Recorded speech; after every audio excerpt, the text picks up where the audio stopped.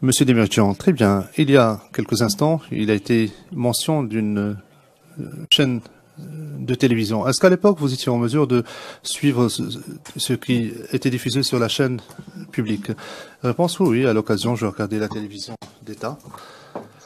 Question. Et cette prétention selon laquelle les Nations Unies avaient pour mission de remettre des armes aux rebelles, est-ce que vous vous souvenez avoir vu cela à la télévision?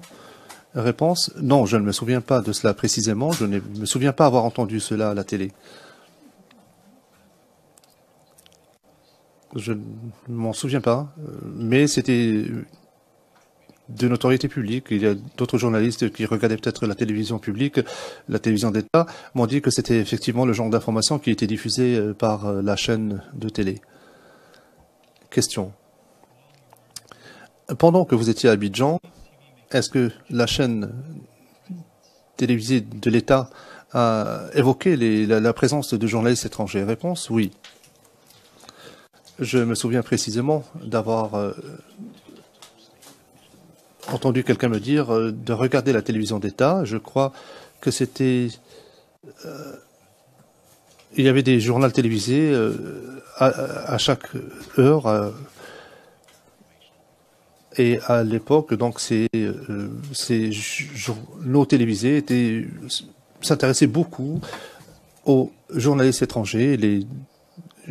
Les JT disaient clairement que les journalistes étrangers répandaient des mensonges et que cela avait un effet néfaste sur le pays. À un moment donné, je ne peux pas vous dire à quelle date exactement, mais à un moment donné, ils ont commencé à diffuser des photographies de journalistes qui avaient été vus dans la rue. Et ces photographies étaient accompagnées d'une déclaration encourageant la population à prendre des photographies de journalistes dans la rue et de les envoyer à la télévision d'État.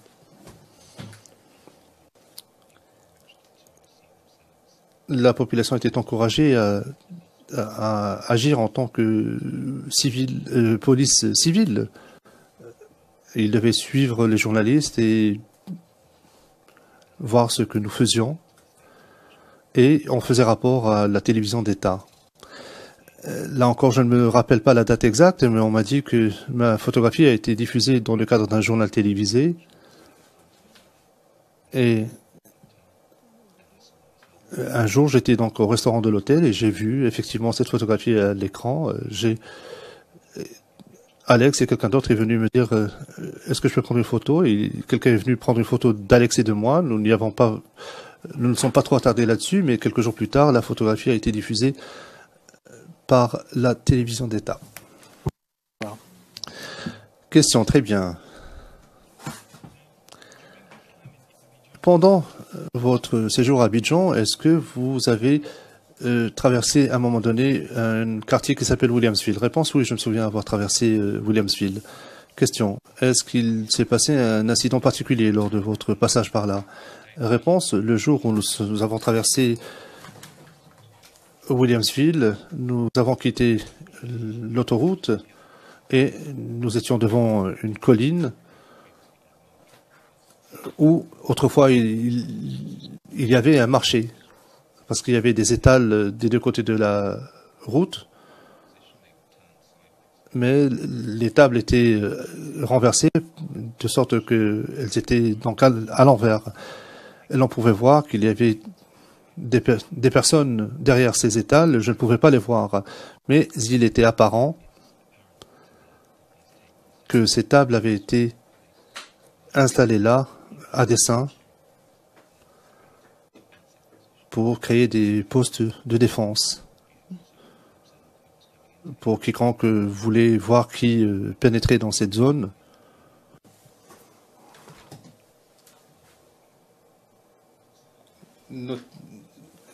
Éventuellement attaquer une personne depuis cette cachette. Évidemment, cela m'a inquiété. Je n'étais pas censé voir cela lorsque je suis arrivé dans cette zone, ce quartier. J'étais censé voir un marché. Et donc, quelque chose a dû se passer. Lorsque nous sommes passés par là, après quelques secondes, deux hommes sont venus donc derrière cette table et ils avaient des fusils d'assaut. Et ils portaient des vêtements des jeans ainsi que des treillis militaires, quelque chose, un uniforme qui ressemblait à un uniforme de la police, mais rien de cohérent. Ils avaient des armes. Ils avaient des armes avec eux, donc c'était ça le plus important. Est-ce que je dois poursuivre, Monsieur Demirjian, interrompant? Pouvez-vous nous éclairer, pouvez-vous décrire ces deux hommes et nous dire ce qu'ils portaient? Réponse. Bien, comme je l'indiquais, leur uniforme était un mélange d'uniformes en fait. J'ai reconnu l'uniforme de la police, qui était bleu, de couleur bleue, donc la police locale. Il y avait aussi de l'équipement militaire, ils portaient des équipements ou des uniformes de camouflage, ils avaient des fusils d'assaut. J'en reviens donc aux fusils d'assaut parce que c'est ce qui m'a vraiment frappé lorsque je l'ai vu. Ils m'ont pointé du doigt, ainsi que les autres équipes, les membres de mon équipe, notre chauffeur ainsi que notre fixeur. Ils ont indiqué qu'ils voulaient que nous descendions de la voiture. Ils ont pointé Alex du doigt. Et donc j'ai essayé de continuer à parler anglais. Donc si nous parlions rapidement, si nous utilisons un anglais argotique, et il nous arrêtait pour nous dire qu'est-ce qui se passe, qu'est-ce qui se passe. J'ai essayé de lui expliquer qu'Alex ne parlait pas français et que j'essayais simplement de traduire ce qui se passait à Alex. À ce moment-là, il s'est montré, enfin, il s'en réjouissait. Il a dit que il m'a demandé comment ça que j'avais un accent anglais, mais que d'où je venais. Il m'a demandé d'où je venais. Je lui ai dit que j'avais un accent d'Afrique de l'Ouest. Il m'a dit que, enfin, j'ai compris qu'il avait un accent libérien. C'était un Libérien, un mercenaire, qui portait une arme dans ce qui était devenu une zone de guerre. Je savais que beaucoup de Libériens qui avaient vécu la guerre civile en Sierra Leone étaient devenus des mercenaires. Et j'ai donc rapidement conclu que c'était un mercenaire. Le juge président, comment est-ce que vous avez su cela? Comment est-ce que vous avez été informé de cela? Le témoin, vous voulez dire? Le président, vous avez dit, je savais que beaucoup de Libériens étaient devenus, etc., etc. Comment est-ce que vous avez su cela? Le témoin. Un des pays où j'avais travaillé avant cela, c'était la Sierra Leone. J'avais réalisé un documentaire dans ce pays-là. J'y ai passé 3 semaines et j'ai passé beaucoup de temps le long de la frontière avec le Libéria. J'ai passé beaucoup de temps à interviewer des jeunes hommes qui avaient combattu du côté des rebelles lors de la guerre civile en Sierra Leone. Et j'ai interviewé différents jeunes hommes qui venaient du Libéria et qui avaient combattu avec les Libériens. Donc j'étais très au courant de la situation, de la présence de mercenaires libériens dans différents pays d'Afrique de l'Ouest. Et je savais que beaucoup de ces jeunes hommes étaient devenus des mercenaires, le président. Et qu'en est-il du dialecte ou de l'argot? Comment est-ce que vous l'avez reconnu? Réponse, je l'ai reconnu parce que il y avait aussi l'attitude qu'ils avaient, mais j'ai reconnu aussi l'accent pour l'avoir déjà entendu. Monsieur Demirjian, veuillez poursuivre, dit le président. Monsieur Demirjian, merci. Est-ce que vous pouvez nous décrire ce qui s'est passé à ce moment-là, à cet endroit-là? D'abord, commençons par cela. Le témoin. Eh bien, essentiellement, ce Libérien ainsi que son ami nous ont volé. Ils nous ont pris nos téléphones, notre argent ainsi que notre caméscope. C'est ce qui nous a le plus inquiété parce que c'était un appareil très cher. Et nous n'en avions que 2. C'était notre principale préoccupation, et j'ai vite compris que ce que j'aurais souhaité être juste un braquage est devenu pire que ça. Nous avons dû rester là pour récupérer notre caméscope. Malheureusement, la situation a empiré. Au lieu de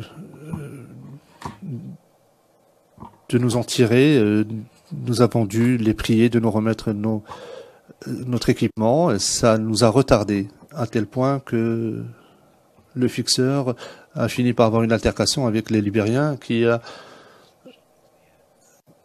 pointé son arme au-dessus de la tête du fixeur et a tiré un coup de feu pour intimider le fixeur et pour donner peut-être un signal à quelqu'un d'autre qui était à l'autre bout de la rue, qui portait un uniforme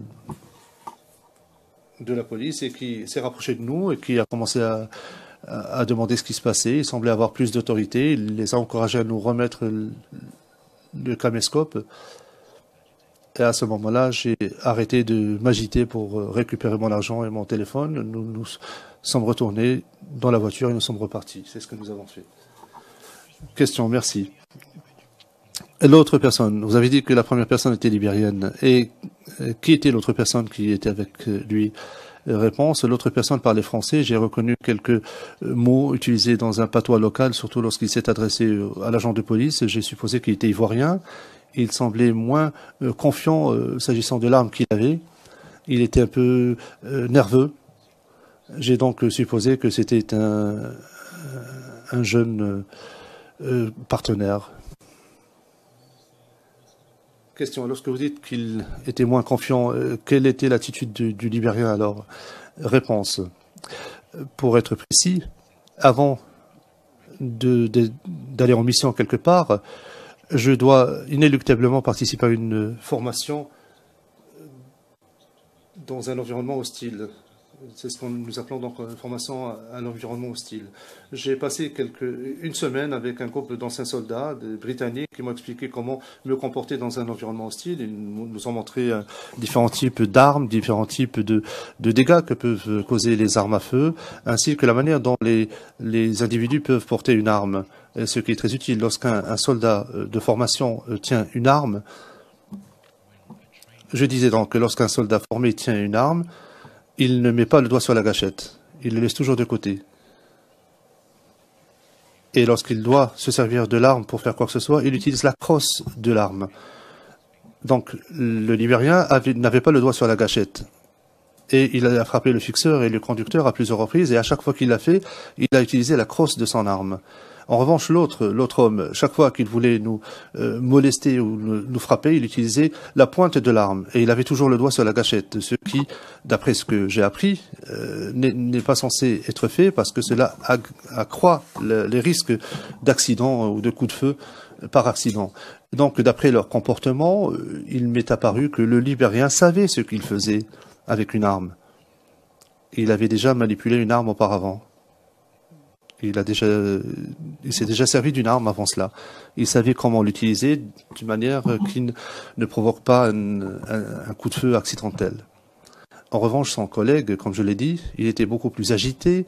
Il pointait donc il me frappait avec la pointe de son arme sur le côté, il frappait d'autres, il avait le doigt sur la gâchette, il avait un chargeur, l'arme était chargée, c'était très alarmant. Il aurait facilement pu tirer sur nous. Il ne voulait pas le faire forcément, mais il aurait pu. Et le Libérien grinçait des dents aussi.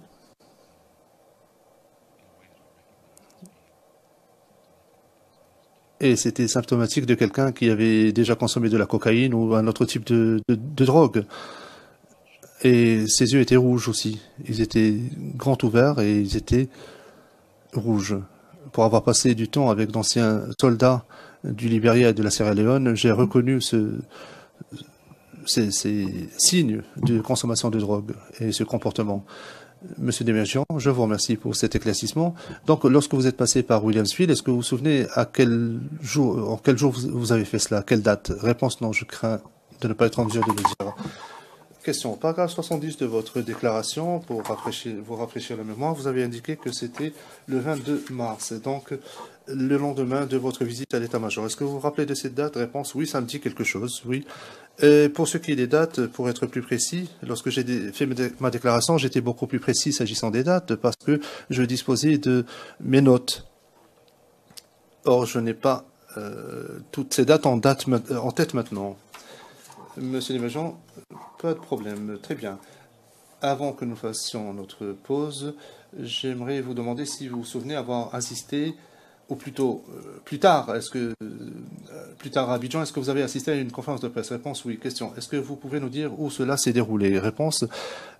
Si je me souviens bien, c'était dans le cabinet du maire, c'était à la mairie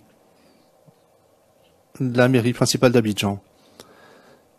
J'ai été informé de cela par un journaliste français qui logeait au même hôtel que moi. Nous avons reçu une invitation. Tous les journalistes étrangers et nombre d'entre eux étaient au même hôtel que nous, avons reçu une invitation à la mairie. Il y avait une conférence de presse organisée par Charles. Il voulait exprimer ou expliquer sa position plus avant à la presse, précisément. Et la plupart des journalistes qui étaient à l'hôtel avec nous pensaient que c'était un piège ou un événement indésirable. Mais Jean-Philippe et moi-même avons pensé, Jean-Philippe donc du Monde, avons pensé que ce serait une bonne occasion d'y aller pour parler à l'homme lui-même. Donc nous avons décidé d'y aller. Et évidemment, j'ai pris mon équipe avec moi. Question très bien. Et lors de cette conférence de presse, est-ce que vous vous souvenez de ce que M. Légoudet a dit?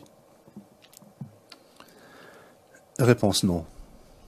Non, je ne me souviens pas vraiment de cela. Le président, est-ce que vous l'avez filmé? Réponse oui, oui, ça a été filmé. Le président, nous disposons du film. Bien. Monsieur Desmaisons, très bien, merci Monsieur le Président. Est-ce que vous souhaitez que nous faisions la pause maintenant ou nous lui montrons le Président? Non, non, allez-y pour encore quelques minutes. Monsieur Desmaisons, très bien. Passons maintenant directement à la première séquence vidéo 001502. Le Président, non, non, nous allons faire la pause maintenant, sinon nous risquons de nous compliquer la vie. Monsieur Desmaisons, merci. Le Président, nous allons faire la pause maintenant. Nous allons revenir à 14 heures pour le troisième volet d'audience. Je rappelle à Monsieur le procureur que vous avez pris 2 heures 20 minutes jusqu'à présent. Voilà, vous le savez maintenant. L'audience est suspendue.